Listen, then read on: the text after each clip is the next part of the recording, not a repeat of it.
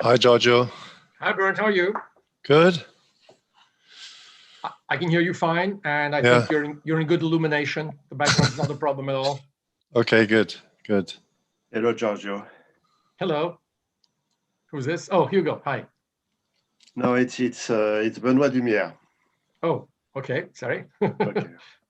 Hi, Benoit.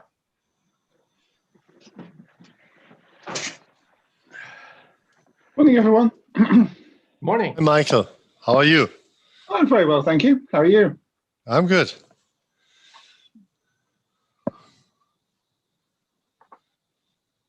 So where are you, Mike? In UK or in Netherlands? Yeah, no, I'm at my home in the UK. Okay. It's it's difficult to travel at the moment because of all the quarantine restrictions between traveling to different countries.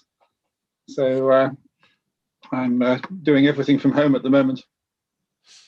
Yeah. It's you feel it really when you live here in Aachen, in this area where you have Belgium, Netherlands, and Germany basically so close together that you always you pass the border every day and you don't notice. Yeah. Right. So theoretically, we always have to quarantine then. Yeah. Well, of course, nobody does. Yeah, I mean, England went into lockdown last night again. Wales was in lockdown already. So even between when Wales went into lockdown, you couldn't even go across the Severn Bridge into Wales without a good reason. So, even within the country. Question for everyone: does the Secretariat do the slides? Yes, we do. Good morning. Yes. Good morning. Okay. Good morning, Philippe. Hi, Philippe. Hi. Good morning. Fine. And you? Everyone's got their own different lockdown. Each one has fun with a different type of lockdown. Yeah. Not my kids. No? No. They stopped playing hockey, and one qualified for the French team and the other one for the Belgium team, and everything is stopped, and they are really sad. Oh dear. Yes. Anyone in sports it's a disaster. Sports, entertainment, lots of service industries. Yeah, but okay. I mean, but sports at that age, you've only got a few years when you're in your best form, right? If you miss those years. Yes, and those years are critical. But okay, I mean, we have to stay safe. That's more important. Yeah. So, Ms. Kera, can you see how many people are already joining? And shall we start on time, or shall we better wait? Yeah, currently we have 150 participants. We can start, I think, on time. Mm-hmm. Okay.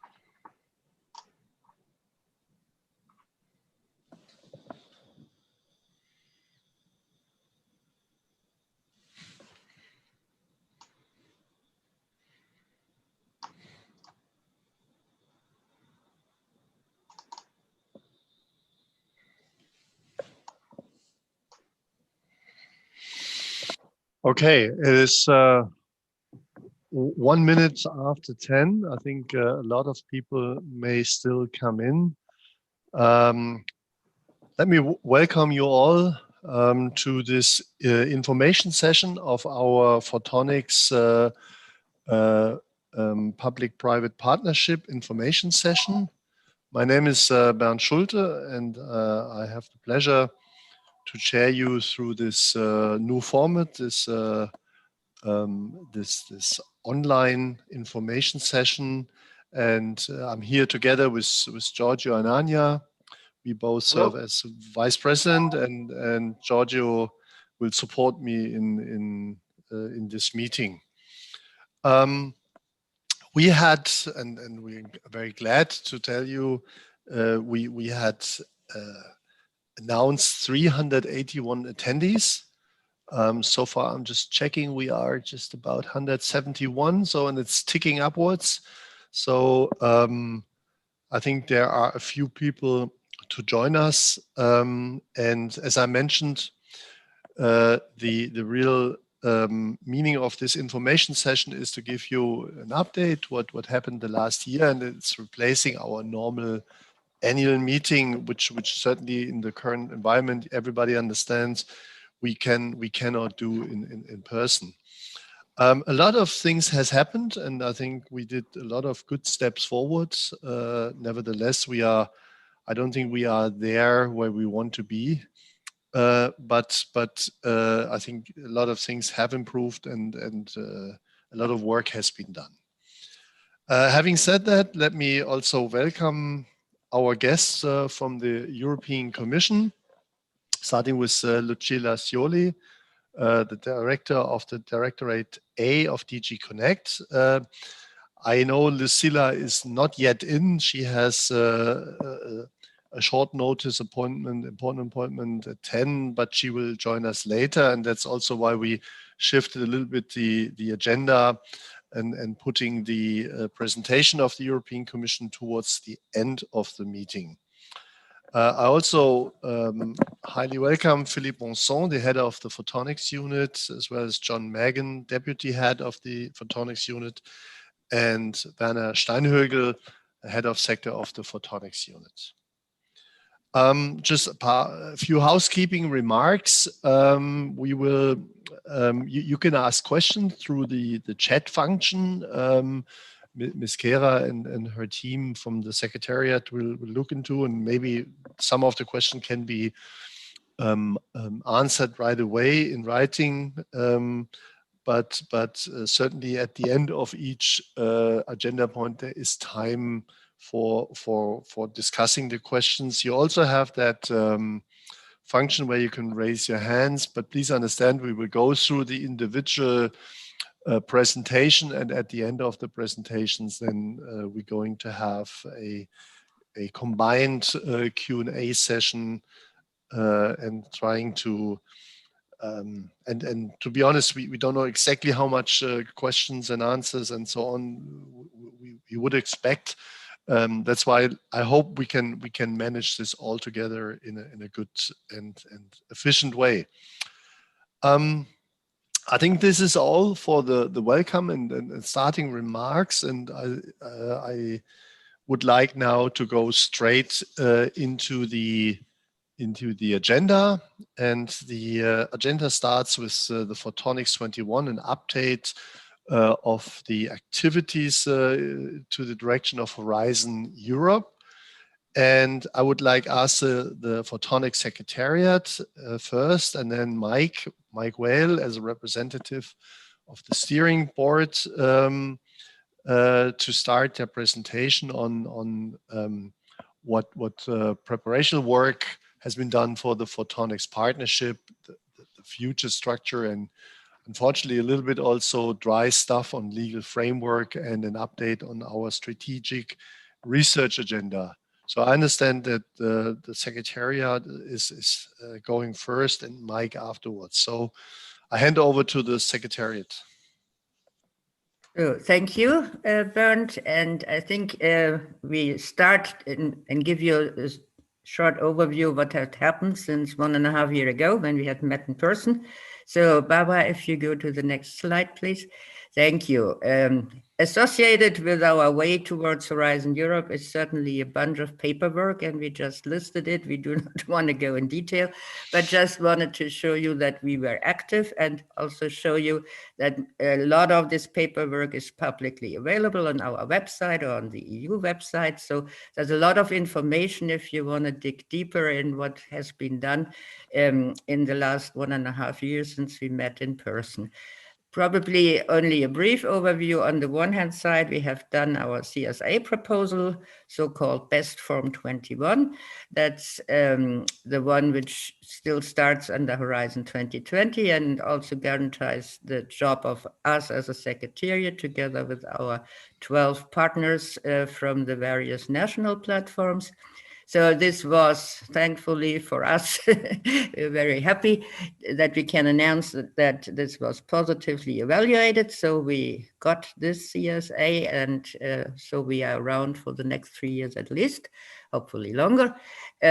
We also did our normal activity reports, which you can access on our website. And there you see all what we have done in advocacy, in media, and speeches, in towards financing and all these work packages. We also finalized the Photonics partnership proposal, which was the one and first step and an important step towards a new partnership in Horizon 2020. After that, which also is publicly available on the EU partnership side from Horizon Europe, we did or are still in the process of drafting the so-called Memorandum of Understanding, which has a lot of sub-annex titles. So I think we are good in time, and this needs to be finalized by mid of December. So again, there we raised the purpose. Why do we want to do the partnership? Where do we see the impact? Which activities do we want to do? Which KPIs and monitoring will be up, and how can we show that we really have impact? So this Memorandum of Understanding as the main document is in a drafting, but a progressed drafting status. Together with the Memorandum of Understanding, there was a need to slightly update our strategic research agenda, less in the roadmap or the technical parts, but a lot in showing the impact towards the new commission. As you know, we have got a new commission, and they had other, and not totally other, but slightly other missions and visions and key topics like the Green Deal, like the technological sovereignty, like the digitization of Europe. So we tried to show and group around our photonics activities along with those visions and missions and programs, and to just show also towards the new commission where we think and where we feel the impact is from photonics. So this strategic research agenda is still work in progress, but it is also progressed. And we hopefully will have it together end of November. And whenever it's done and published, you will also have access at the at our website. So this is a bunch of the paperwork associated. And Barbara, if you go to the next chart, thank you. Just to recap where we started 1.5 years ago when we met in Brussels.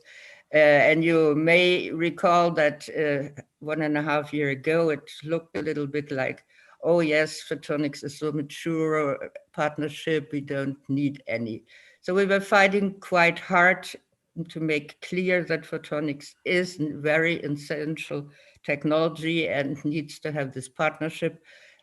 Also because we are very SME driven, we do not have these big blockbusters which drive the market. So a partnership under the European roof is really, really needed to drive forward this technology.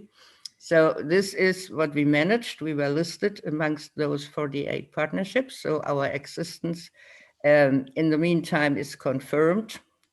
Then the European Commission did a discussion on so-called destinations. So we were fighting to become an own destination topic, an own cluster topic in the New Horizon Europe program.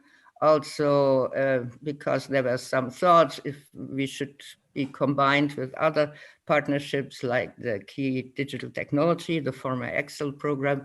So, but we got our own line. And so the independence is also given. Then there were further discussions on how many topics are mentioned in those programs, in the first work programs. So this was around the significance. And also here we won some battle, and means that we are now seen as a photonics partnership in the next Horizon Europe program, that also the European Investment Bank and other industry papers have mentioned us as an indispensable technology for the future of the digitization, for Green Deal, and for the technological sovereignty. Where we are currently on, and this is a difficult one, is the budget.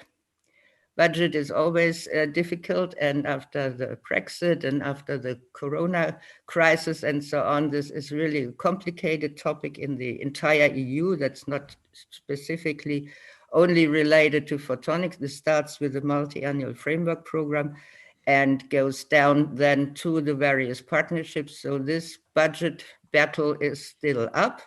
And Barbara, if you go to the next chart, please. There is not a final budget now decided, but we had heard some inside rumors that it probably gets cut versus the current budget.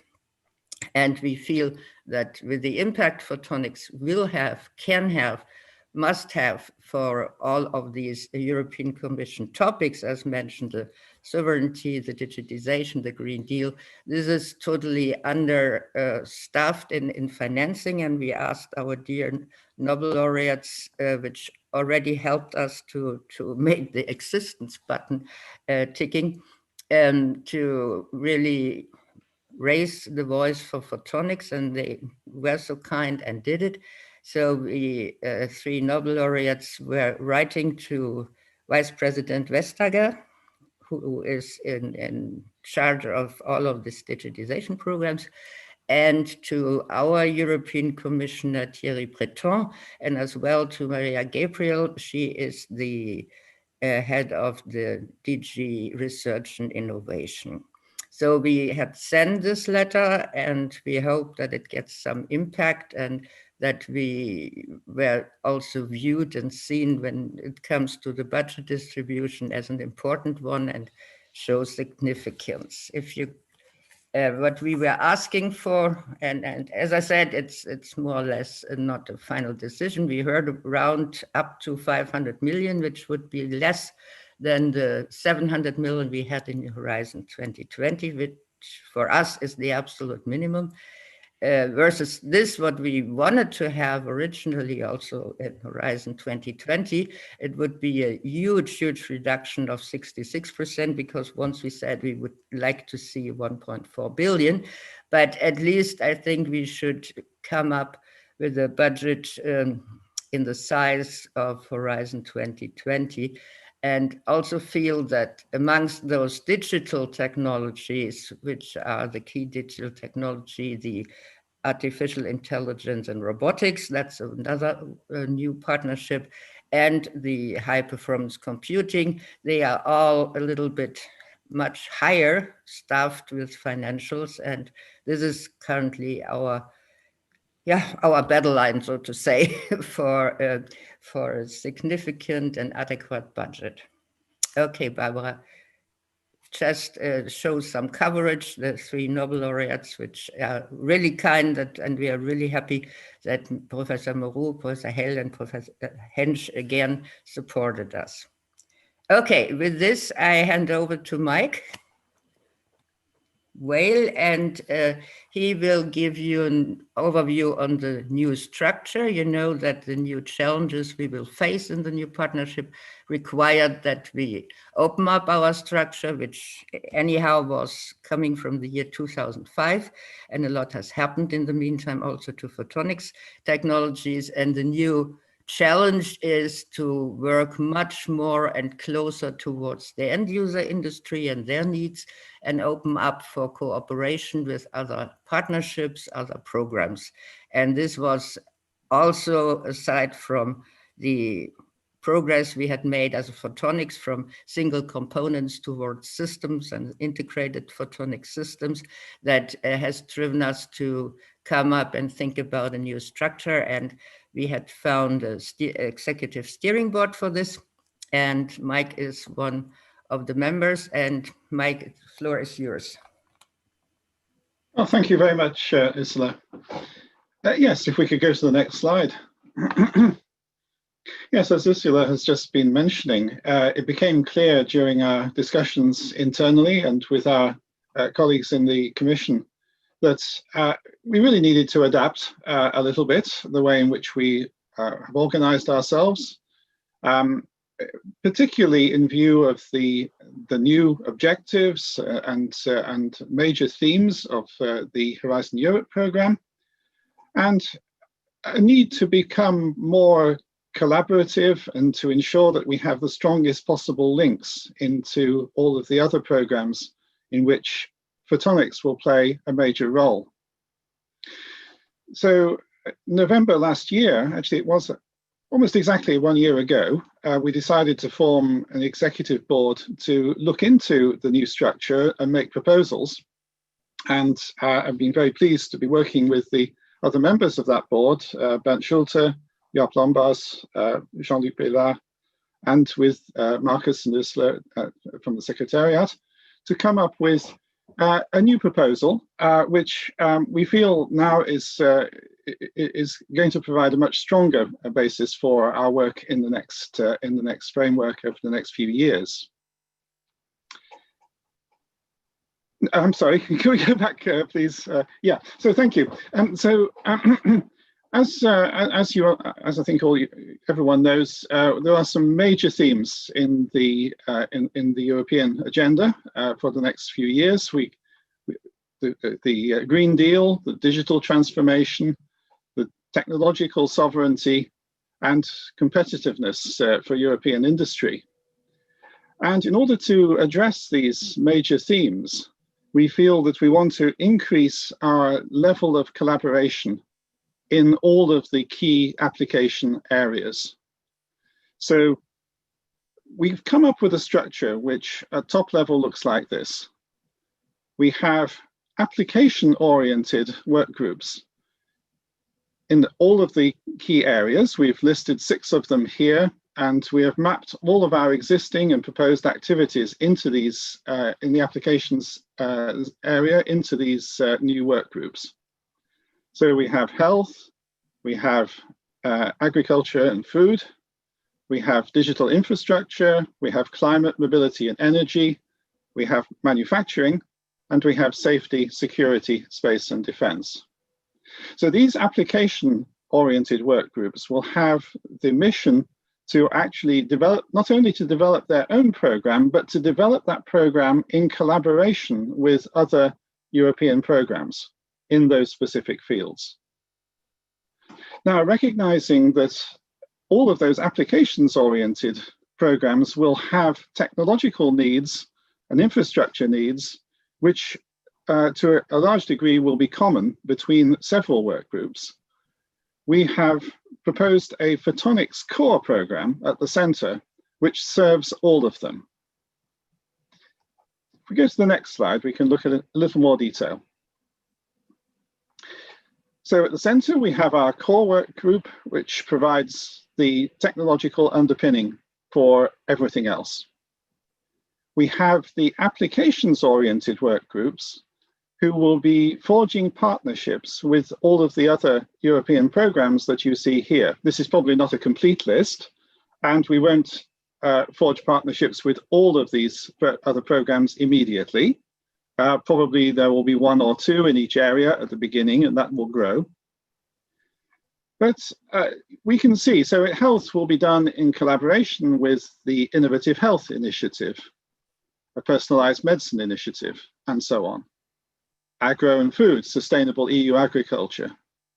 Digital infrastructure, key digital technologies, smart networks and services, high performance computing, and so on. Manufacturing, made in Europe. With each of these areas, we are looking to forge partnerships and actual formal collaborations with these other programs. Clearly, there is great benefit there because we can increase the synergy. We can actually hopefully grow our activity significantly. And most importantly, our activity will have much greater impact. Go to the next one, please. Now, we don't underestimate the size of this task because actually making formal collaborations with other programs is never completely straightforward. Everybody is working perhaps to slightly different rules, slightly different agendas. And it's a big task to actually form collaborative agreements, which will have legal implications and so on as well. So we needed to find a way in which we could enter these negotiations and pursue them in a very efficient way.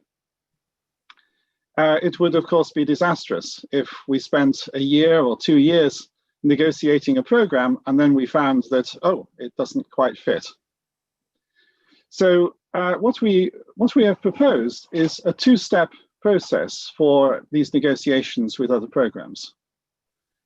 The workgroup chairs, the applications-oriented workgroup chairs, working with their members, will come up with, and in collaboration with their proposed partners in other programs, will come up with a very brief proposal, a term sheet, if you like, a 2-page document, which will give the top-level information about what is proposed and how it's proposed to pursue it.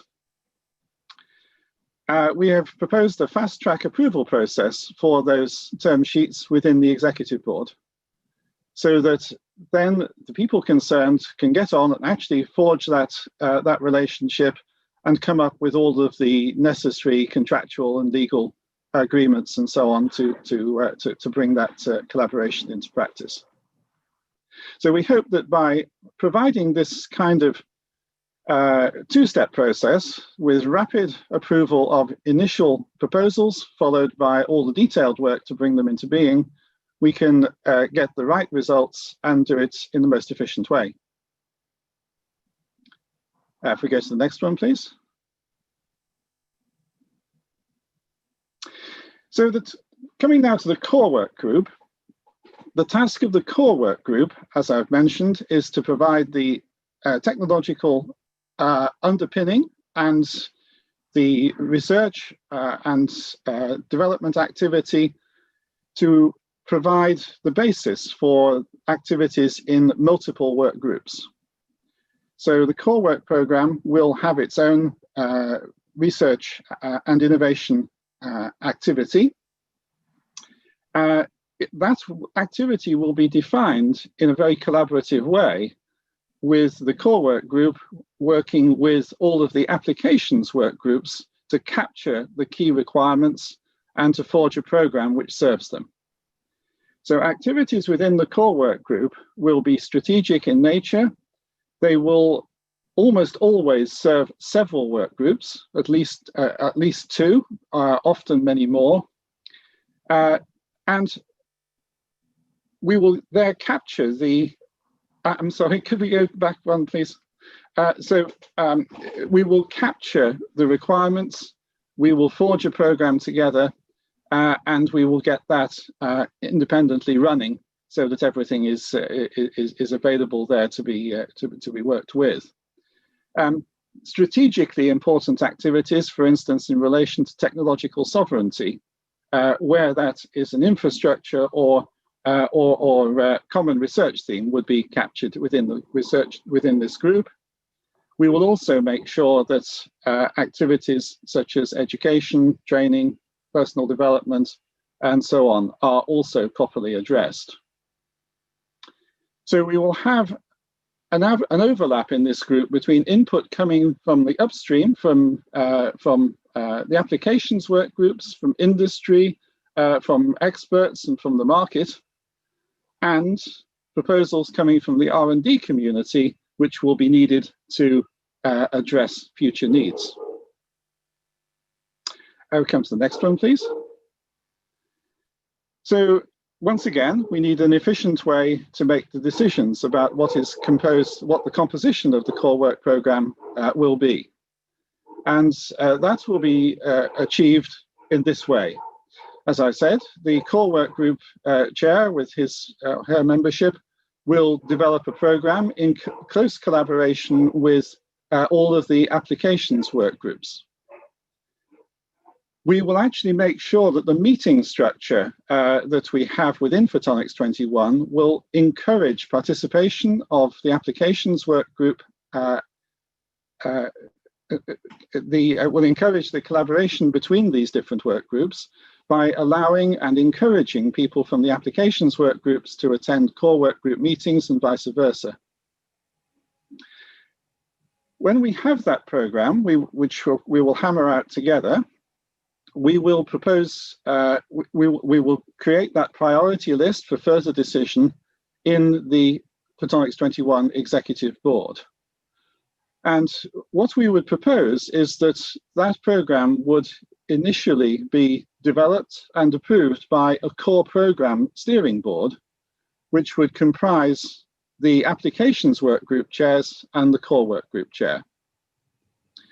We would present those proposals to the executive board, and the executive board, if there are any further decisions or prioritization to be carried out, would make those decisions on behalf of Photonics21 as a whole. So we believe that this structure will actually be efficient. We think it actually will serve the membership rather better than we have been able to do previously. And very importantly, I think it will forge the relationships with all of the external programs which are vital to our having impact in the overall Horizon Europe, and of course, you know, all of the industrial and societal challenges that we face. So in summary, that's where we are. We presented this to the Board of Stakeholders and subsequently to the Partnership Board with the EU in June of this year. Reaction was really rather favourable. So we would now propose to implement this structure as part of our new partnership going forward. So thank you very much. Thank you very much, Mike, for this presentation and the work also been done. I think we are at the end of the first section of the meeting, and now it's an opportunity for questions and certainly answers. So maybe the Secretariat may tell us whether there are specific questions. Not so far, what I see. Ah, there's just one coming in. How shall the topics for cooperation join calls between the Photonics Partnership and other partnerships be prioritized, especially against the background of a tight overall funding budget? Yeah, I think this is what Mike, and maybe Mike, you want to comment. Particularly, I wanted to show here with this last slide. Do you want to comment it, Mike? Yes, well, I can just comment. I mean, obviously, we have to work within the constraints of what we can do. I think if we are working collaboratively with other people, with other programs, other initiatives, we can achieve much more.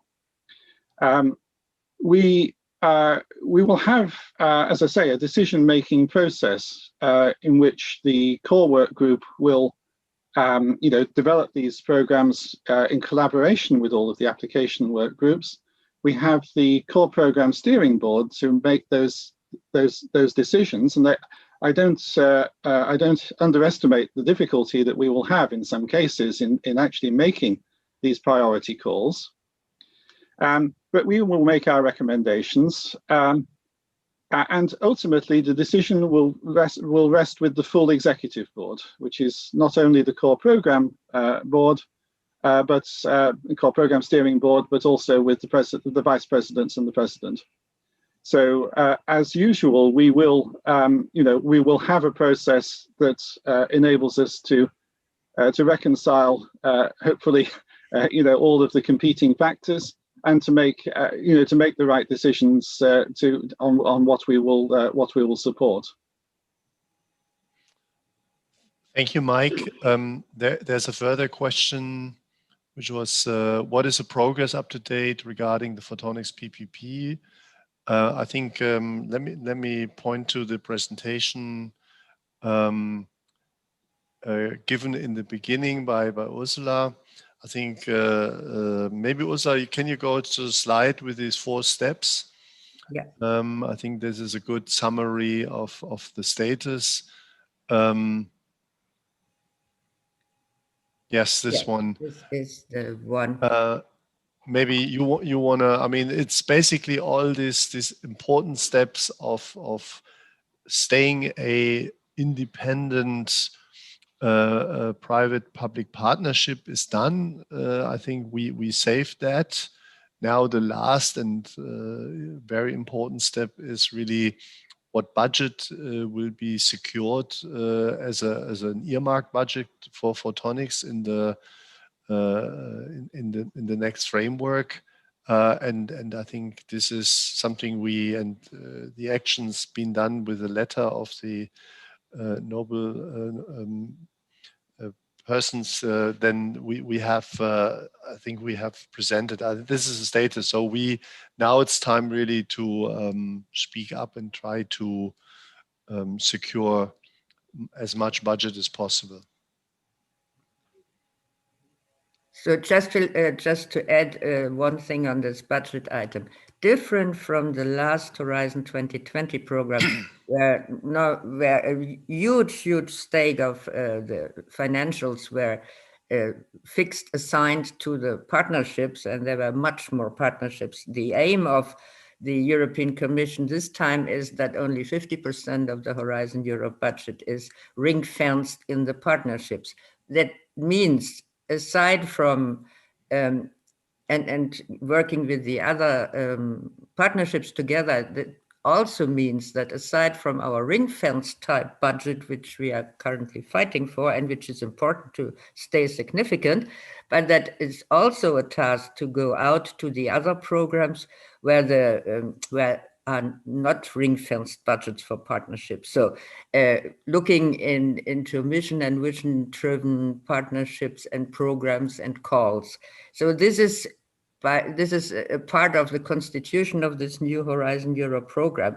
And this was purposely done by the European Commission to be flexible, to have other programs and bring partnerships together to work on those joint challenges.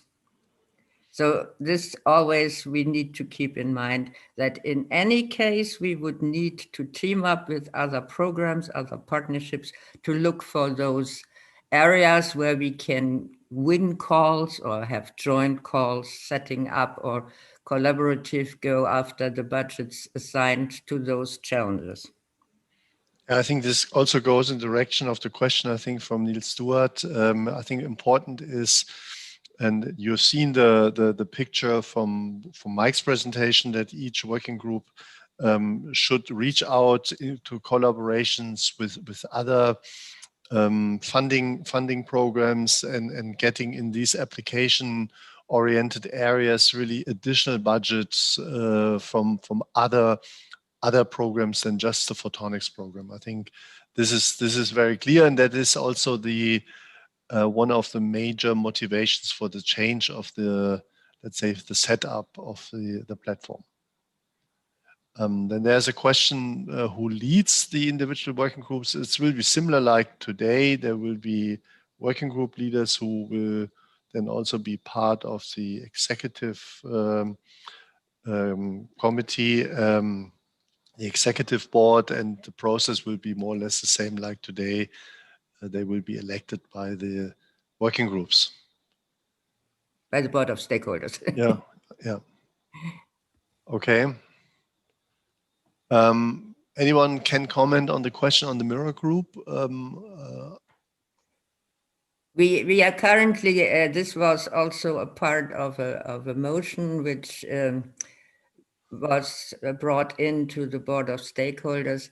We are looking currently on how we adapt the existing mirror group to the new challenges, because the new challenges, so far we had only a very few members on a national member states representation.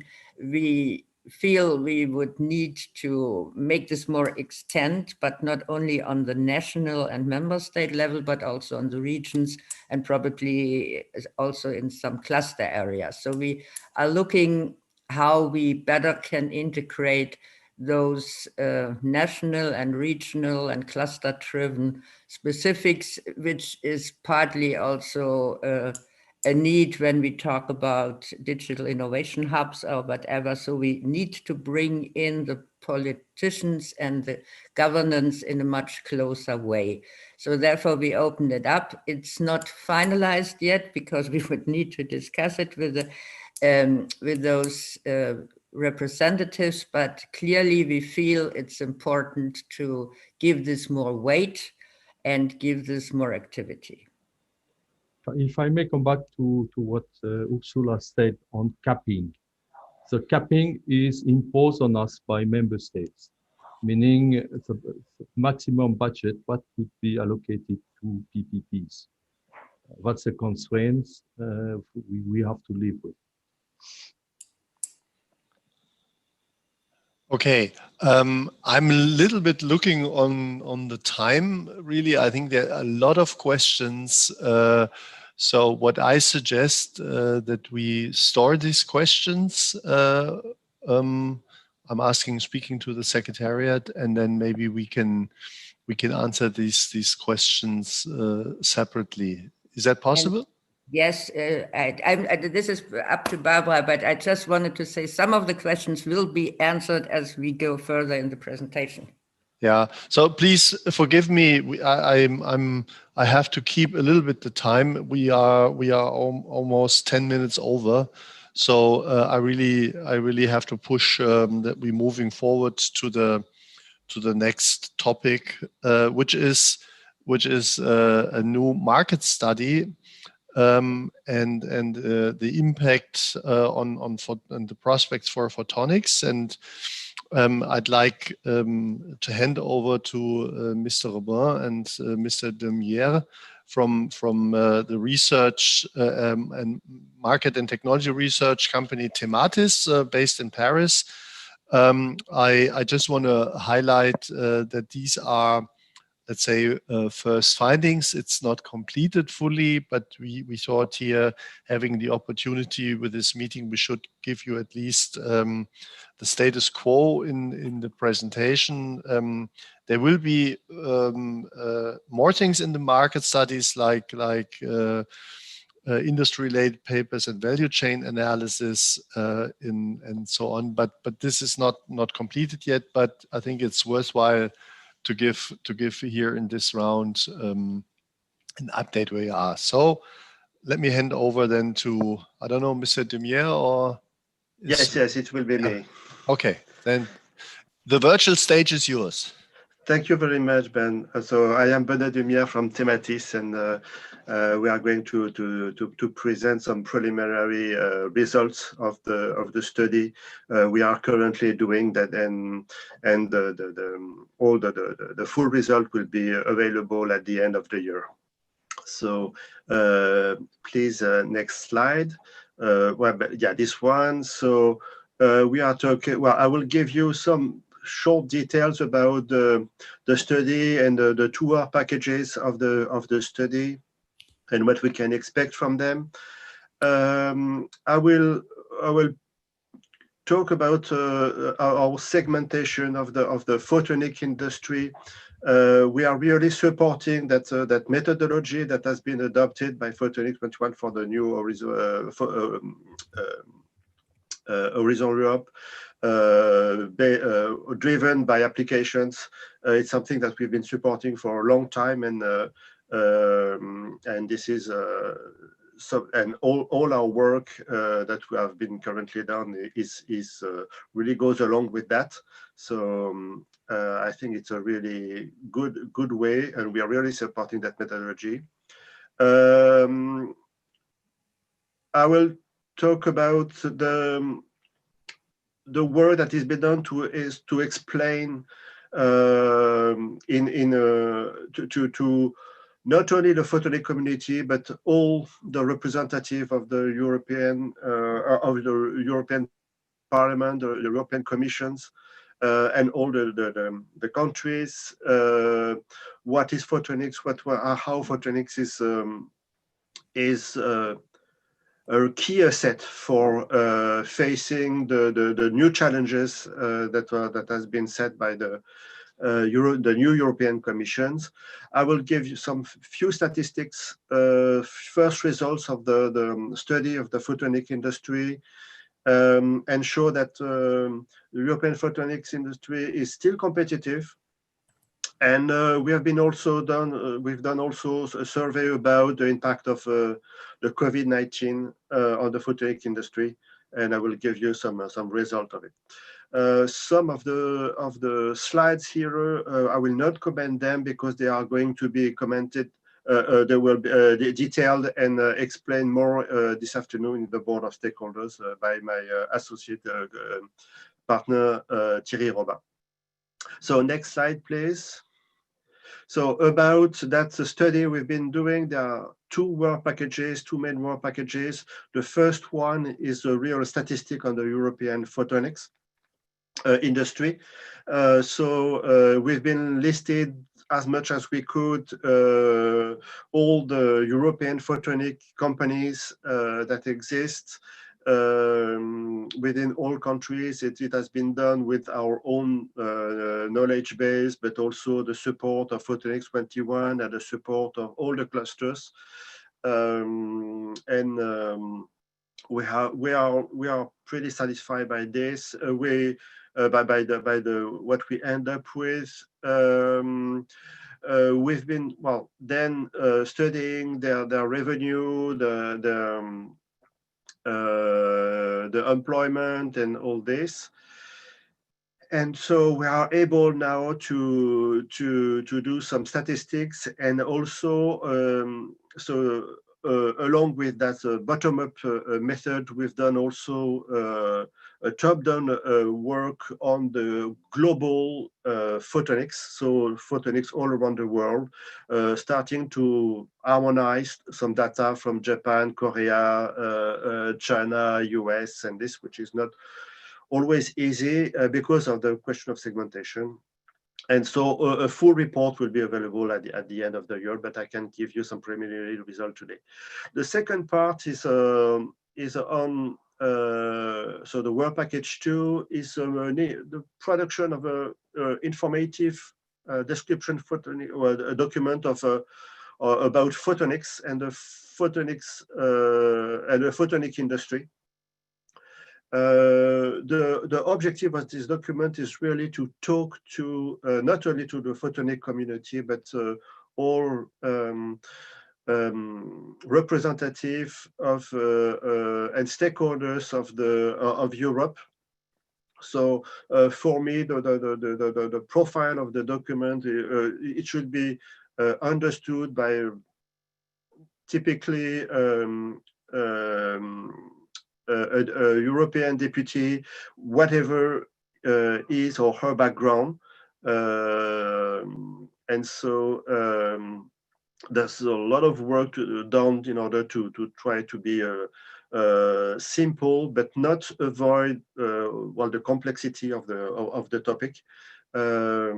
So it's a great challenge, but very well. I'm very enthusiastic to this kind of work. And so the deliverable will be what we call the long document, let's say 25 pages, and a more shorter document, a flyer or 1 or 2 pages, in order that could be sent to anyone who might be interested. So next slide, please. So about the segmentations, you can jump to the next one. Yeah, thank you. This is a segmentation we have been using for the statistics on the photonic industry. This is only the first level. There is, in fact, 2 levels. So each topics that are listed here are details in a second level. And we would have been able to sort all companies, photonic companies, inside that segmentation. So, and it's important to understand exactly what we mean by photonic company. What is a photonic company, or what is a photonic activity? What is a photonic product? So the base thing is to say that the core function of the product that is manufactured or sold should be photonic. So it is the definition we have been using so far. It works pretty well. Sometimes the definition is it's not very easy to decide, but it works. It works pretty well. So you see some figures, preliminary figures, but I will show them later on in another slide. Just one remark is that we've been using that segmentation for quite a long time in several other studies. And you might see that some of the topics that are here are not in the topic of adopted by Photonics21, the work group. This might be something that may be of interest, especially regarding the consumer and professional segments with the emergence of IR/VR equipment and things like this. But I will not discuss that more now. Of course, we would be very. This is work on the segmentation that has been done by Thematis, and we are really happy to share it with all the community. We have some discussion about that with SPIA, for example, and some other institutions. We really try to make, if we can make things more coherent and consistent all through the world, we would be very happy. So next slide, please. Okay, so what about the work package 2, the comprehensive documents, the challenges that have been set by the new European Commission and described in the talk from Ursula von der Leyen at the beginning. So toward a greener economic society, so the Green Deal, digitization of industry and society, health and well-being, a new approach of sovereignty. So you know they have been described already, so I won't give more details on that. So we can jump to the next one. There are some things emerging. Yeah, here. So the key messages we have been trying to push within that World Package 2. So first, photonics is altogether a very high-tech technology, but also so familiar that we forget to see it. I pretty much think that something like 60% of all of you who are watching this are wearing glasses, and nobody knows that glasses are very high-tech equipment, especially if you have progressive lenses. But it's not only that. It's the barcode scanner in the supermarket, but also the so precise clocks that are used to synchronize telecom networks based on quad-atom clocks. So it's altogether very high tech, and also concern are associated to so many things that are so familiar to all of us. This is something that needed to be, I think, explained to people who are not familiar with photonics.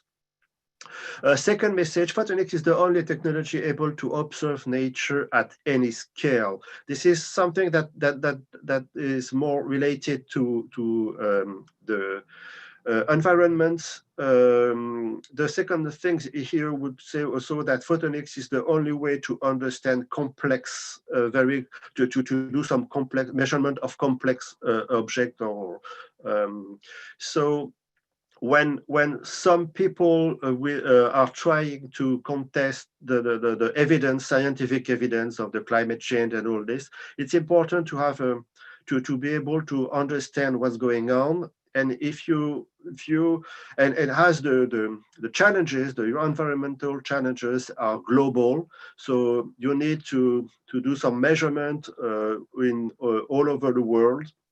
The Earth, and so you need satellite imaging, you need measurements in all a country, all a region, and so in fact photonics is almost the only way to do it. Of course, you have a little bit of radar, but it's also electromagnetic.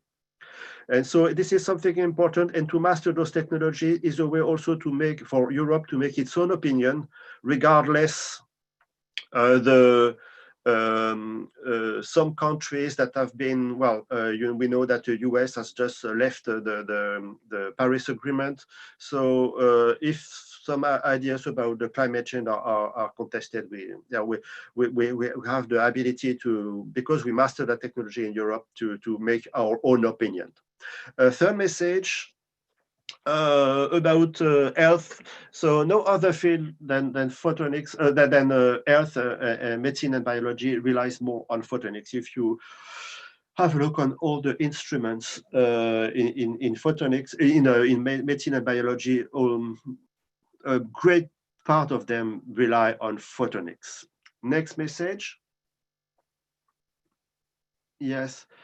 Regarding digitization, photonics is at the heart of at least any critical, at least any high-tech device. At least they use a screen, a display, but not only. If you count all the modules and sensors that are on a smartphone based on photonics, they are numerous. And also, second message, photonics is one of the key assets for the second quantum revolution. I will not detail that, but it's going to be done in the study. Next message. Yeah. In fact, we could demonstrate, and we will give more details later on in the study in the Work Package 1, the European photonic industry is still competitive in many segments, especially what we call mid-sized segments, not the big series segment, but even if the game is not over in that. But the market share of Europe in the photonic market is maintained so far. And so, and this is thanks to a very dynamic research and a capacity to innovate. So this is something important to know. Europe is maintaining its share. Next message. Yes, as I said, Europe is not leader in large volume markets. So large volume markets are the displays, photovoltaic, but also consumer equipment or automotive equipment like automotive lighting. It's not leader, but the game is not over, and there have been some recent success from AMS, for example, Estemico, which are providing modules to the iPhones, which show that things are going so fast so that the game is not over. And last message. Is more a message to all the regions and the countries, is that the photonic industry is growing faster than the other industries. So it's a good investment to invest in photonics. And also in terms of employment, it is something I think very important, at least for me, is that Photonics, of course, is hiring a lot of people with advanced background, PhDs, engineers, but not only. There is a great need, and in fact, there is a lack of technicians, technical salespersons, but also a great need of skilled workers, especially for the assembly of very complex products, which are made with not very big series. And so I know that there is, in fact, a shortage of people with skilled workers for doing that. At least in France, we've been seeing that for quite a long time now. I think it is an important message to show that this very high-tech, very scientific-driven field of which is photonics is also generating some employment opportunities for all people with all backgrounds, and I think it's important to show that. So next slide.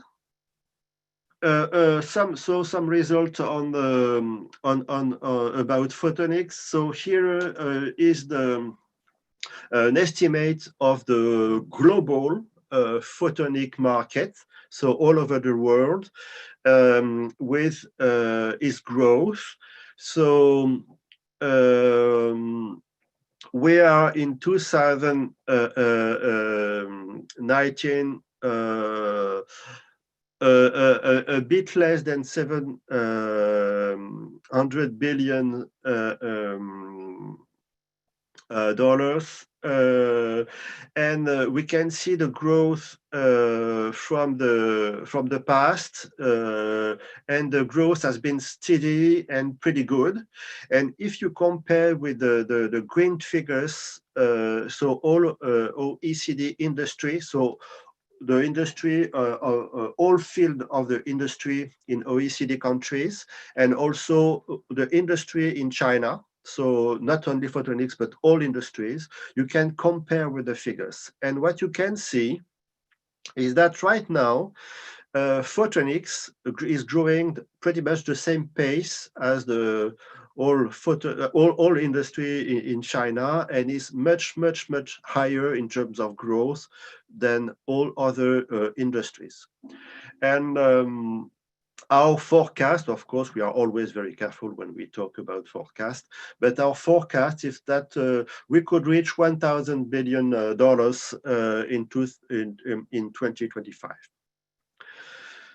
And all those figures have been made comparing the figures of produced by all other countries and harmonized. And of course, if anyone has questions, we can show and explain our methodology.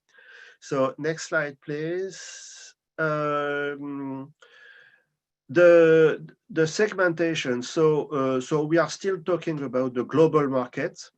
So we have the different applications. So basically we have $100 billion, which is the photonic core components and material, which are serving all the other application markets. And we have sorted them in different categories. Of course, there can be debate about the categories, with the more traditional, more old markets like defense and security, large instrument and space, telecommunication, and instrumentation. And we have and the figures is hidden for me, and so I will go to my own figures. Okay, which represent something also $100 billion. All the segments that are at the end on the bottom of the slide. So from agriculture to environment, we call them growing and future market. Even if in industry, photonics has been present for a very long time, also for automotive. But they are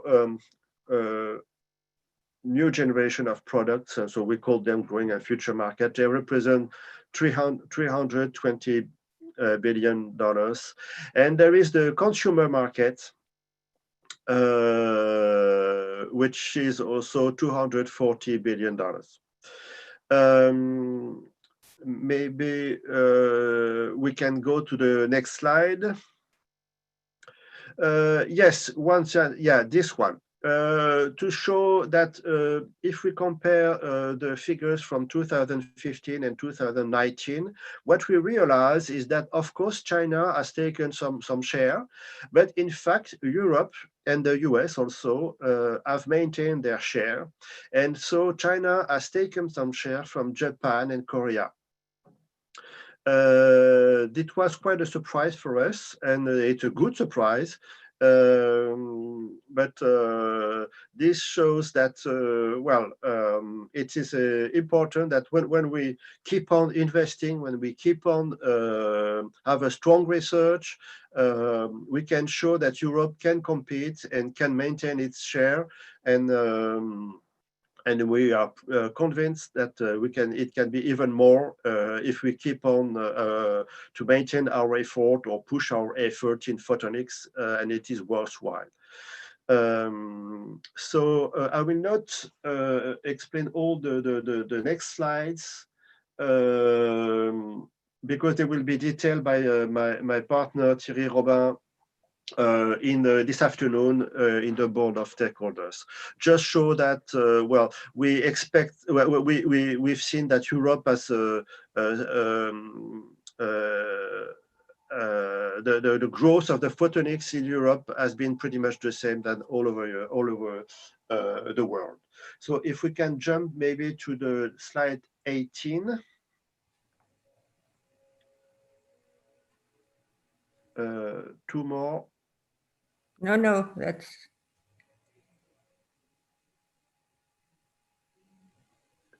Is the only one you have? Yeah, because you told me we only wanted to show this one, and we need to hurry up a little bit to stay in time. So I think that's the last one we shared today. Oh, okay, so I will give just a conclusion. We did also a survey with European companies about the COVID-19, and only 20% of the survey participants reported a negative impact on revenues, and 25% negative impact of employment. So it's not that bad regarding photonics. And so we have maintained some forecast about the growth of course, it might be a bit less than we could expect without that crisis. But the thing is not too bad for the photonic industry, at least. And last conclusion, so the global photonic market growth is around 7%, and could reach $1,000 billion in 2025. Of course, a great deal of it is taken by China, but not only. So the game is not over when we can maintain our share and our employment with this. If at least there could be enough investment in photonics, and we need to work, I think, a lot of that in order to derive and to convince investors to invest in photonics. And I think it can be it for today. Thank you very much. Yeah, thank you very much, Benoit. I'm warning you, we have not much time left. I'm checking questions. I do not see actual questions on this topic, Bernd, so I think we can hand over to Hugo. Okay. Okay, so thank you everyone for hearing me. Thank you very much for the presentation. And yeah, then we move on to the next topic and the presentation from Hugo.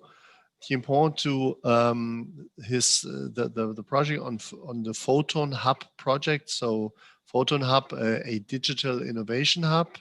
And Hugo, please go ahead. It's your stage. Thank you, Bernd. I hope you can all hear me. Yes, we can hear you and we can see everything. Okay, perfect. Thank you so much. Good morning, everyone. And before starting my presentation, I would really like to thank Photonics21 for giving me the opportunity already at this early stage to introduce you to the Photonics Innovation Hub for Europe, which we call Photon Hub Europe. I think you all know that SMEs are the motor of Europe's innovation economy.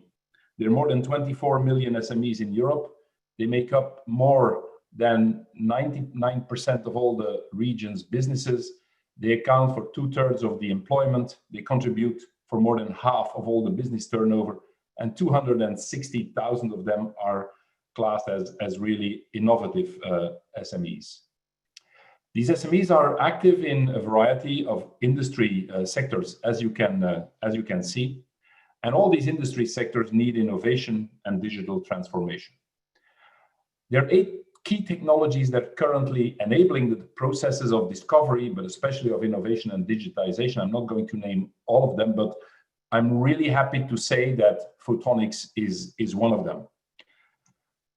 Photonics is a key enabling and a key digital technology, as you have heard now, and will play an extremely important role as enabler and as key digital technology in all the sectors we just saw, especially to make sure that the digital transformation happens in those SMEs, making sure that our SMEs stay competitive. And Benoit just explained that that is really possible if we continue to invest, and to keep Europe's technological sovereignty. And last but not least, let's not forget, we'd like to work with Photonics on sustainable development and a sustainable society in view of the Sustainable Development Goals and the Green Deal of the Commission.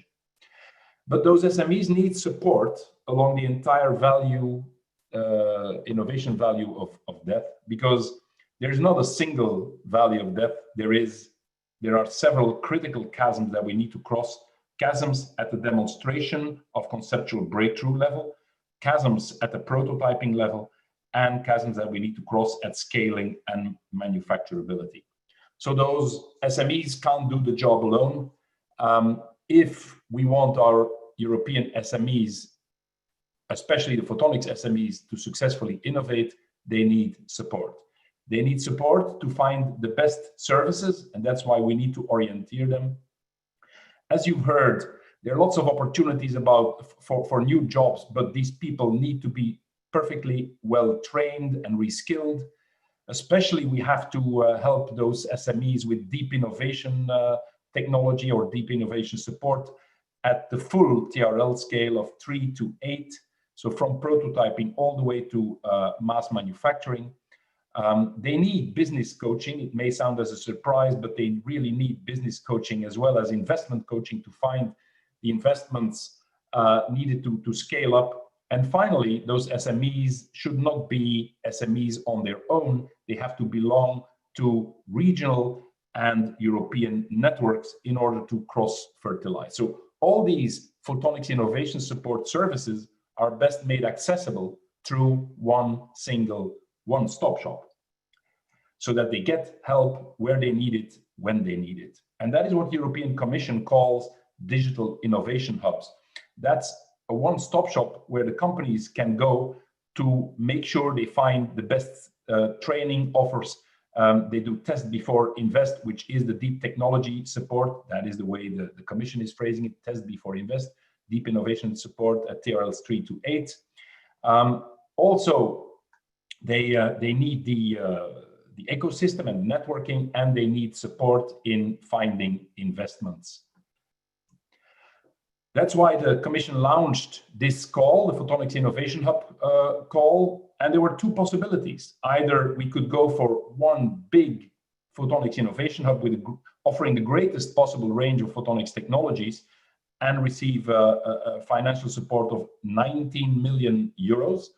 Or there could have been very different photonics innovation hubs, each offering a certain part of the photonics technologies.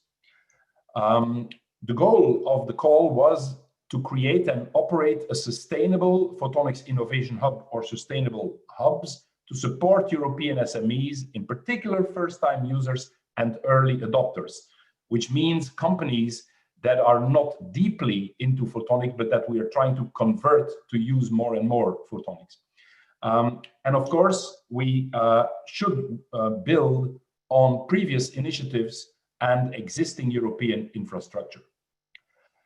Of course, we have to offer photonics prototyping, but also pilot line services and manufacturing support along the entire valley of that TRLs 3 to 8, with coaching for intellectual property, businesses, finances, and training. And finally, we need to foster a European ecosystem of local digital photonic innovation hubs, so that those local hubs do locally what they need to do, but of course, with a very strong link to the European ecosystem, and also with strong links to the local government for co-funding of EU funding. And finally, let's not forget, photonics is not the only key digital technology. We need to link up with the other digital innovation hubs so that we can work on cross-cat innovation. So luckily, there was a long-term view already 15 years ago, where we started with the European networks of excellence in structuring and integrating the landscape, where then we started to work on different access centers for certain technologies, which we integrated in much larger scale projects. On top of that, the pilot lines, the European photonics pilot lines were launched, all of that being a perfect start for Photon Hub Europe. So here we are. I think we can now safely say that we've made it. There is one photonics innovation hub for Europe called Photon Hub Europe. We're going to start the 1st of January 2021. And I'd like to first of all thank all the key role players, making sure that we teamed up to come with one proposal. A fragmented view, in my opinion, was not the good way to go for. And I think we really showed that photonics in Europe, we all can work together, making sure we can support our SMEs and our industry. So today we're with, at this moment, 54 partners, more than 500 experts ready to support the companies, and they come from 15 member states. There are 36 technology support partners, 6 business support partners, and 18 local photonic hubs already involved, ready to offer this broad range of services in a pan-European one-stop shop. Now, I'd like to very briefly touch upon each of the different services we're going to offer, so you have an idea. And the first thing we need to do is orienteer the SMEs that need service support but don't know where to get it.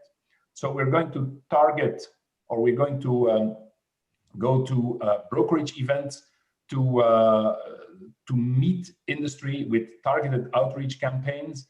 We're going to exhibits, of course, to make sure that we meet with the companies, and that's not only the photonics companies, but mainly the non-photonics companies, because that's where the growth is. We're going to then orienteer these high quality leads to the services, and we're going to establish a front office gateway in Brussels. The second thing is we're going to really focus on training and reskilling by setting up a European Photonics Innovation Academy. And we're going to work at different levels. The first thing we're going to do is, in view also of the COVID crisis, we're going to set up an online general intro to photonics for SMEs, in particular for first users and early adopters. We're also going to create a digital online catalog of existing trainings. Of course, we're going to add ourselves trainings to that, but there's so many trainings already in Europe, except there's no single catalog where you can browse, making sure you can find the best training for your people. And so we're going to set that up. We're also going to create on-site training programs for SMEs at 40 demo centers and 10 experience centers, whereas the demo centers are going to focus on applications of photonics. The experience centers are hands-on training centers for learning the technology hands-on. And finally, we're going to also create a the trainers program for professional and vocational training centers. That means training technical people or training the trainers that train technical people in photonic skills. The biggest chunk of all is the deep innovation support from TRL 3 to 8, where we're first, of course, going to scout potential innovation projects with companies, and of course, also assess their business plans. And then we're going to help them at the 3 different levels of the innovation value of that. We're going to help them with accelerating their prototyping through innovation projects with of course, the companies at TRLs 3 and 4. We're going to accelerate upscaling with the European pilot line facilities at TRLs 5 and 6. And finally, through brokerage supports, we're going to help companies find the perfect manufacturers for them for mass manufacturing in Europe, of course. The prototyping innovation support will be done by 8 platforms. I think you know most of the platforms. We've added the laser-based manufacturing. And we will be a gateway to the European pilot lines for the upscaling. Okay, it will be financially supported for first users and early adopters, including cascade funding in case third parties are needed. Another very, very important aspect of the Photon Hub is the investment coaching. We're going to support European companies to find investment funding. The first thing we're going to do is, again, at a lower level, make sure we have first level investment readiness coaching for companies that are starting to deploy photonics technologies. And of those, we will be able to select high potential startups, of course, and high potential scale-ups.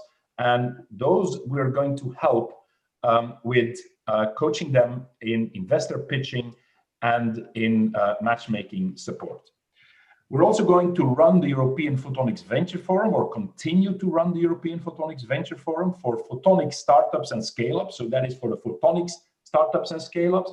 We're also going to run investor days, or let's say team up with investor days for non-photonic startups and scale-ups, but that are photonics enabled, that use photonics as key enabler for their products.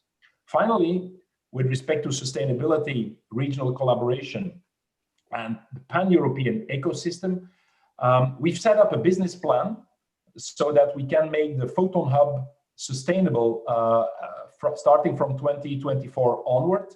And that means we're going to turn our Photon Hub into a Photon Hub association, a legal entity, so as to speak, and at this moment we have a business plan ready, but of course we need to tweak it, we need to fine-tune it in the years to come, so that we can continue with the work that the Photon Hub will do in the first couple of years of its existence after the funding of the Commission, and that in a self-sustainable way.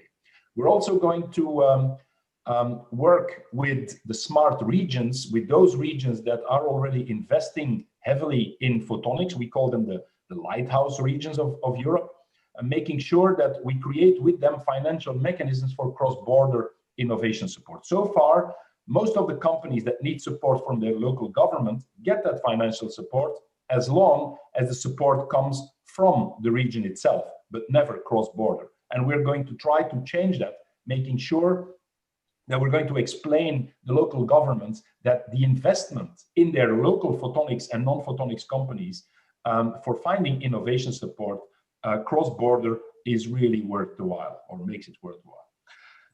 We're also going to create additional local photonic innovation hubs everywhere in Europe, so that we cover most of the regions of Europe, but with local support. And finally, as I think I already said, it's really important to team up with the other complementary digital innovation hubs, so that we can have a link between all the most important digital innovation hubs in Europe that are responsible for rolling out the key digital and key enabling technologies. So just as a brief summary, the key principles of Photon Hub Europe We're going to support European SMEs with photonics innovation, but of course, such that that innovation support is driven by the business needs of the companies. Local support should happen locally wherever possible, and of course, in that case, it should be funded by local means and not by the European Commission. But cross-border support, wherever needed, must be funded by Photon Hub Europe. And I think that is really important. So it's really about supporting the cross-border component in the innovation. We're going to facilitate access to pilot line facilities for first-time users, for example, funded through cascading funding. And we're going to team up and co-fund as much as possible with existing programs. Okay, we're not going to reinvent the wheel, or we're not going to create in parallel exhibits and events, whereas there are already ongoing events. So we're going to work with Europe Enterprise Network on brokerage events. They do that very well. European Photonics Venture Forum, Innovation Days, and the existing trainings. And we're really happy that we were able to team up with Marcus Wilkins and his team to be as complementary as possible to what Best Forum 21 is going to do. And we're going to really join forces with them. I'd like to conclude by saying that we certainly want to make a great impact, a quantitative impact on the economy. So here are a couple of key numbers that maybe you shouldn't keep in mind, but this is what we're trying to achieve: creating and raising awareness of photonics innovation potential with more than 100,000 European companies, 90% of which are SMEs. About 6,000 of the companies are expected to visit our demo and experience centers. We're targeting 170 new photonics enhanced products developed and manufactured in the EU, directly linked to our activities and our innovation support. More than 750 million euros new company revenues directly linked to what we're doing and to our support. 100 million euros new business for EU photonics manufacturers, okay, directly linked to our brokerage activities. 93 million euros new venture capital raised by the EU startups, and 36 million euros new growth capital raised by the EU scale-ups, of course, thanks to our matchmaking support. And finally, also more than 1,000 new high-tech jobs directly linked to what we've been doing.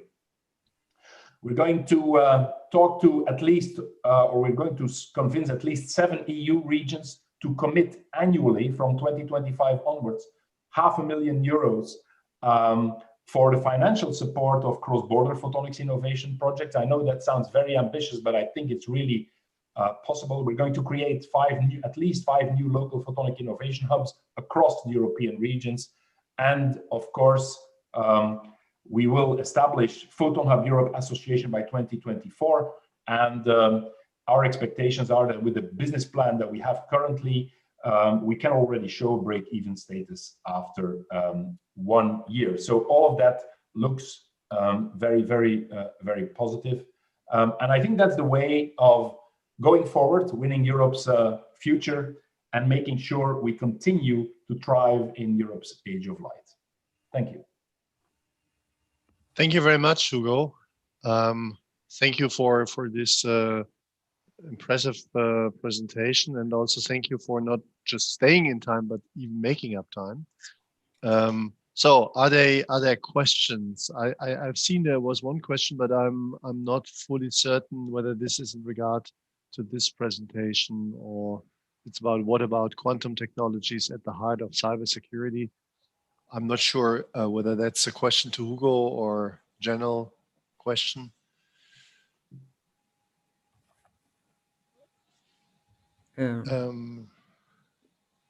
Probably Mike could say some words in general on, because we had some questions on the collaboration with quantum, and I think Mike, probably as you are part of the team, you could probably answer this, that photonics and quantum are working together and have started to work together.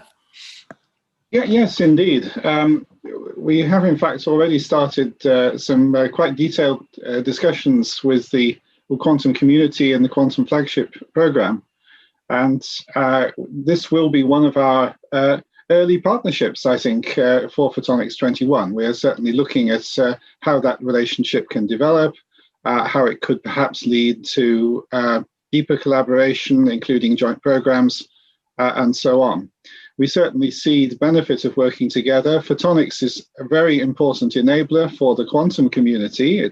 Photonics is everywhere in the quantum community's plans, and indeed the use of the sort of second generation quantum technology can provide, I think, some extremely interesting opportunities for many companies in the photonics space. So we certainly see that one as being a very important collaboration. And as I say, detailed discussions are already underway. Thank you, Mike. I don't see any immediate questions. Ask the Secretariat.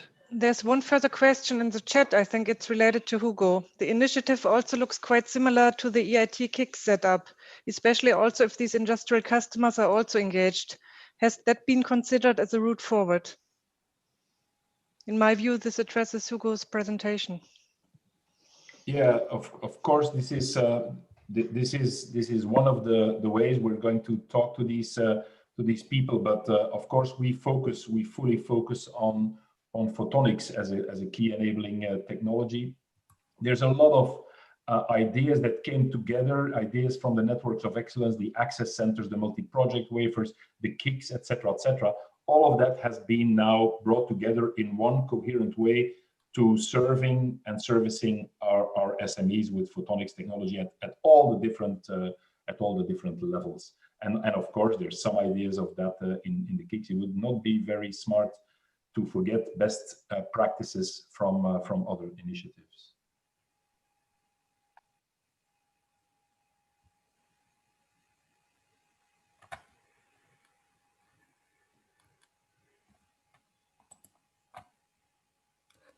There's one more question. How can an individual SME join the Photon Hub?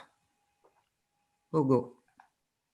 Okay, the idea, of course, is not that individual SMEs join the Photon Hub as a partner, but what we certainly have done is we are creating a group of SMEs, a club of SMEs that we would like to stay in touch with at very, very close distance, and making sure that we work with them. And in case they have certain offerings, we will certainly take those offerings with us. So we're going to create a club of SMEs, both photonics and non-photonics SMEs, where they can encounter each other, and such that we learn to know them and make sure that if there are offerings we cannot provide, we can have them as third parties involved, and through cascading funding, they may indeed deliver certain services to some of our customers. So we're going to make a call in the beginning of next year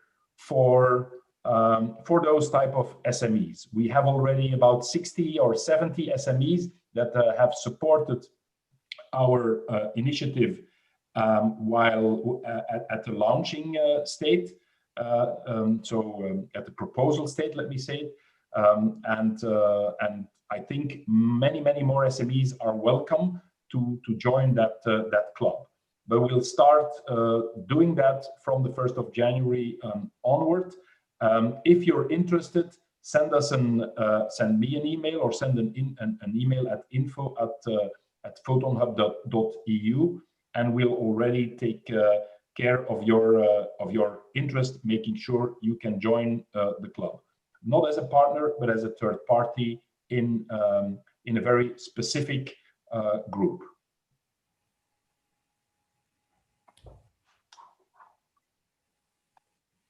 Hugo, there's one more question. Could you give a brief overview of what will be expected of a local photon hub?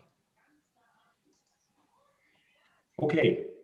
First of all, we have identified at this moment 18 regions, okay, that are, some of them are smartly investing in photonics, some others are early adopters of photonics.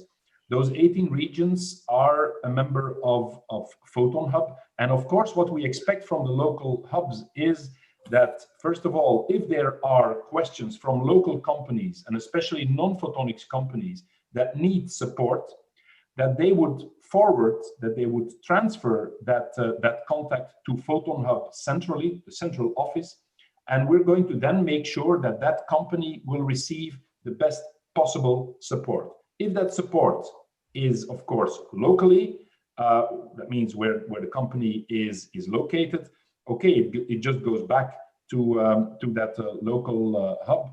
If not, then we're going to help it to find the best European support. Secondly, the local Photon Hub will, of course, also have to make sure that it delivers all the potential or all the possible support, both financially, but also with respect to the training, etc., that is available locally. If it can happen locally, it will happen locally. But if locally that support is not present, or it's not the very best support, then they have to forward the contact to Photon Hub Europe, and we'll deal from there, making sure that we scan the European landscape and within a very short time be able to help the company both financially and with support services.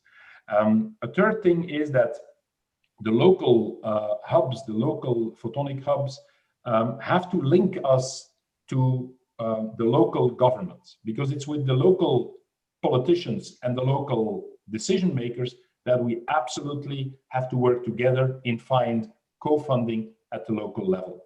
So those are, I think, the three main, the three most important tasks of the local photonic hubs.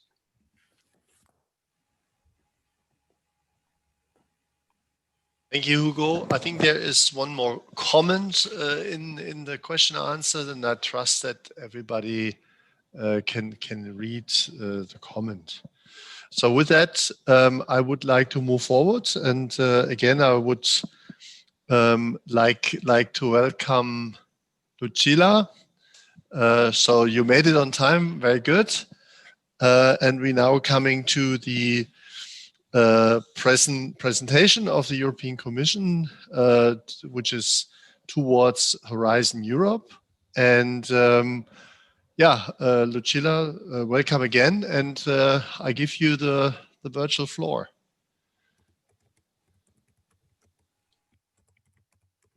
Lucilla, I think you are mute. I think you have to unmute. We can't hear you.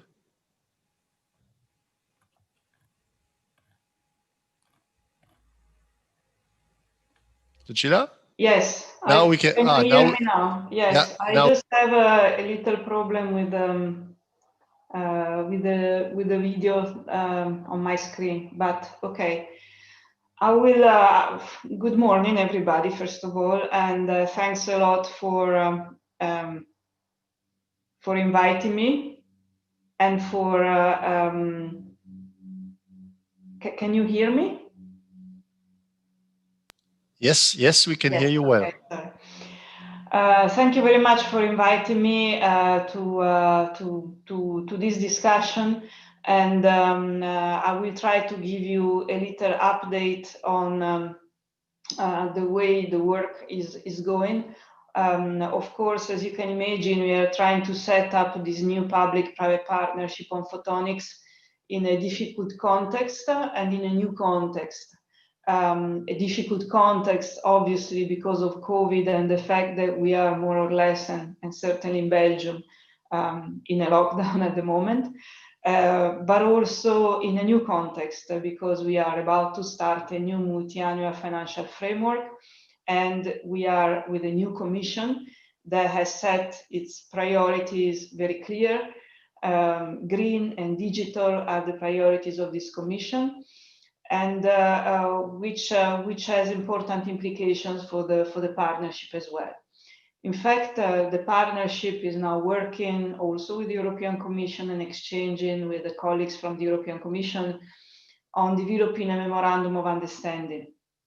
And the memorandum of understanding, which should be signed, if I'm not wrong, at the beginning of next year, has to show that the work of the partnership will impact on green, so on the environment, and it has to show that also using some very specific key performance indicators.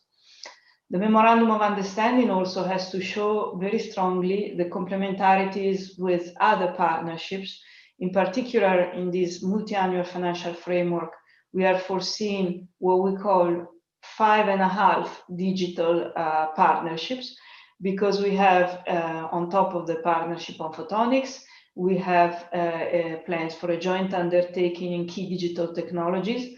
And this is probably the one that is also very complementary with the photonics PPP, not only because it's another enabling technology, but also because, as you know, in microelectronics, with the almost end of the Moore's law and the advances in further advances in miniaturization will require the use of photonics technologies as well. So I think that there are many complementarities here that will need to be exploited. There is a new joint undertaking on smart networks. This used to be a public-private partnership in the previous program, and also here, obviously, this partnership and its work on the networks and on the technologies enabling the networks, both fixed and mobile, will have an important role to play. There will also be a new partnership on artificial intelligence, data and robotics, and obviously with the computer vision and everything is enabled by photonics. So the complementarity there is very strong. There is a joint undertaking on high-performing computing. Maybe the complementarity there, I hope that the experts can find it more than I can, but I'm sure that you probably need supercomputers for some of the applications that you develop under photonics. And last but not least is the half partnership, as I call it, because we have a partnership called Made in Europe. This is in manufacturing. And part of this partnership is managed by DG Connect and focuses on digital in manufacturing. And obviously there, photonics applications that are important for manufacturing, like laser technologies and so on, are going to be playing an important role, or can play an important role. And so it is important not only that the memorandum of understanding describes these complementarities, but also that the links between partnerships will need to be strengthened in practice also at a personal level between the members of the different partnerships. We will not only be financing photonics in the partnership, but there will also be possibilities to finance in photonics in the work program of Horizon Europe, in the normal work program. That's what I call the non-partnership, let's put it this way to understand each other, the non-partnership part of the work program. And that will be important also from the point of view of the partnership. And that is traditionally for those topics that will require a greater involvement of universities and other research organizations.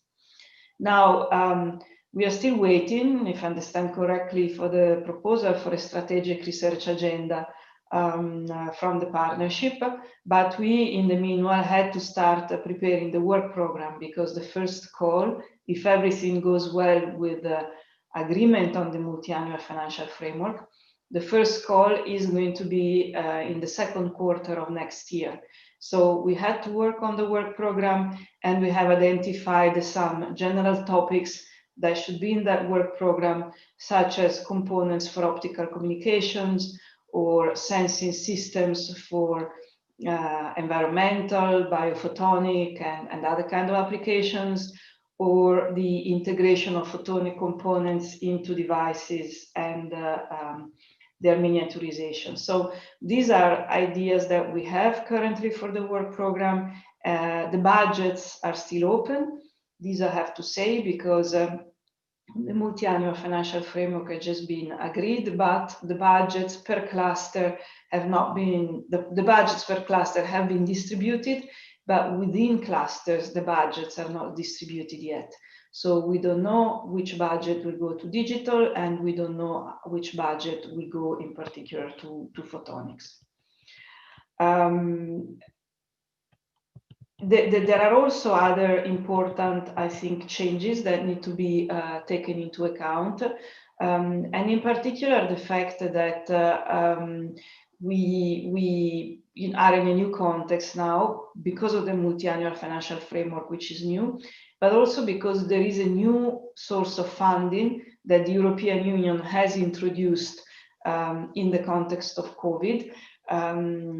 And it's the Recovery and Resilience Facility. So these are about 750 billion euros that have been distributed to member states so that member states can use this money for projects, including in research, that can be useful to the economy of their country.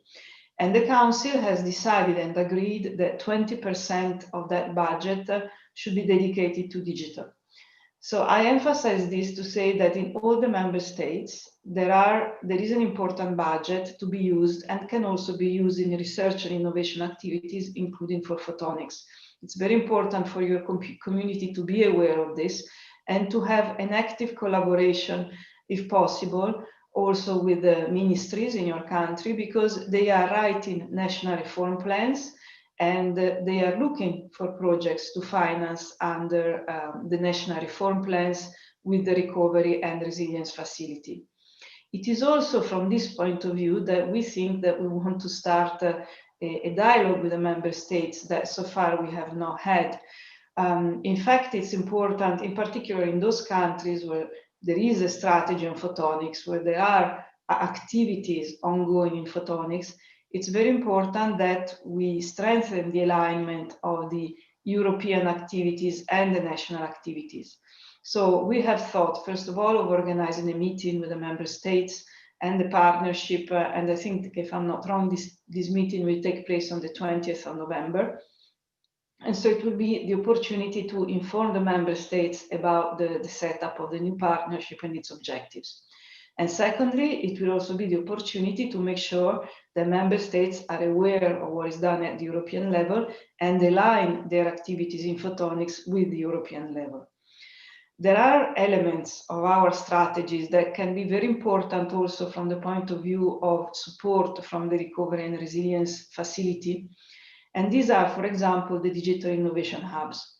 Now, at the moment, we just had an evaluation on the digital innovation hubs. So we are preparing the grant agreement. It was in the last call of Horizon 2020. And so, we will not in Horizon Europe immediately be looking to support digital innovation hubs again, because we've just done it now. But we know the importance of the digital innovation hubs because they help the small, medium enterprises to innovate. And this is extremely important given the state of the economy right now. So I think that one important contribution that could come from the member states through the Recovery and Resilience Fund, for example, could be the support to digital innovation hubs, even to new digital innovation hubs. So this is certainly one conversation that we can have with the member states, and where we can showcase a lot of good projects that we have from the Act Fast kind of activities to, in any case, the activities of the network that is built around it. And so this is what we are going to do in the near future. We are discussing with the partnership what is the best information to give to the member states. And we should not forget that the partnership is not only about research. The partnership also has to be able to show other contributions and other activities. For example, we have identified in particular 3 areas that we would like the partnership to address. One is the area of skills. There is still a shortage of experts and engineers in this field. As well as there are shortages in in related digital fields. We think that the partnership offers the unique opportunity of strengthening the collaboration between academia and companies. We have discussed these issues at length, with companies, also in other areas of digital, and we do see that one of the main solutions we have to this problem is not so much that we simply have to put in place policies to attract people to undertake certain studies, but also we have understood that technology changes fast, and we cannot expect universities to change curricula very quickly at the pace of technology. And we have understood that on-the-job learning is probably one of the best solutions that we can offer to the young engineers and the young experts. And so through Erasmus+, we have put in place an internship program that the partnership would look into, and organizing internships into the photonics companies for people coming from universities, or even giving them the possibility of doing PhDs inside the company, can be a very good opportunity to facilitate the search for talent and also to attract the students, because there will be jobs there. A second area that we consider very important for the partnership, that the partnership should support, is the development of standards, so industrial standards, identification of areas that need to be standardized. That should also be at the core of the work of the partnership. And then finally, the partnership can help smaller companies and startups in particular to find sources of financing, also in European programs. We have a program with the European Innovation Council. Also through InvestEU, we'll have new funding coming available from the European Investment Bank Group. And I know it's always very complicated to understand how all that works, and that's why I think that the partnership could represent a very good link and bridge between smaller companies, particularly those startups that actually are looking for support in their growth phase. I think I will stop here. I've given you all the indications that I can give you for the moment. I apologize once again for not being able to talk more specifically on the budget, because this information is not yet available. And then that's why we find ourselves writing the work program without having maybe completely fully discussed also to the extent we would have liked to, because we don't know which budgets we're looking at exactly. Maybe just one last point where maybe you can help us is when you can identify for us new technologies and new trends that you identify. This is extremely important information for our colleagues. And so through the partnership, please let us have these contributions, because also now in the period of COVID, there are so many technologies that are coming up and that can help addressing COVID. And sometimes it's very important for us to be able to identify them. And I know that there are some in photonics that allow to carry out tests very fast. That could be very useful for the European Commission also in support of the deployment of technologies that address COVID. So thank you very much. I will stop here and I give the floor back to Hugo or... Yeah, thank you, Lucilla. Thank you. Are there immediate questions? We don't see any questions, neither in the chat nor in the question answer session so far. Okay, are there any other questions, not directly maybe to Lucilla, but to any of the other presentations or for today's meeting?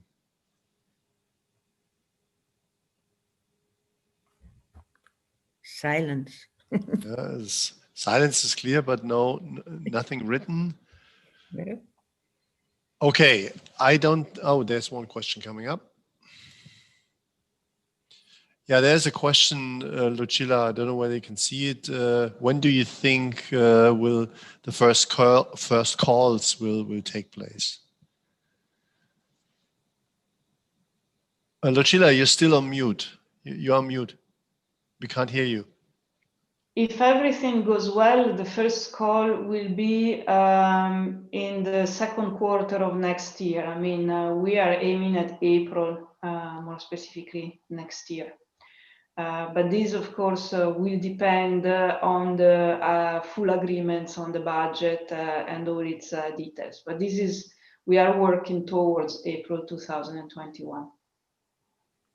Thank you.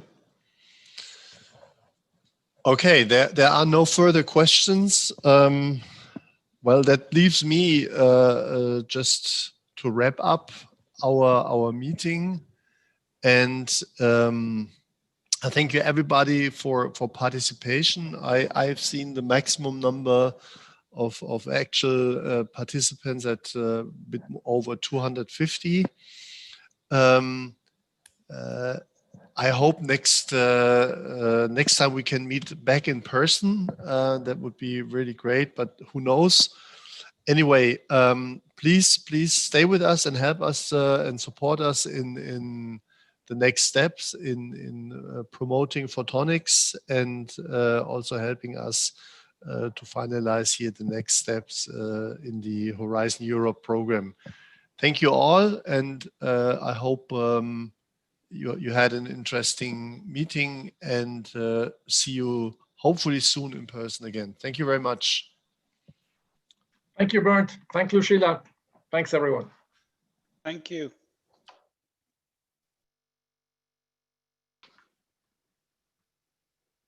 Thank you.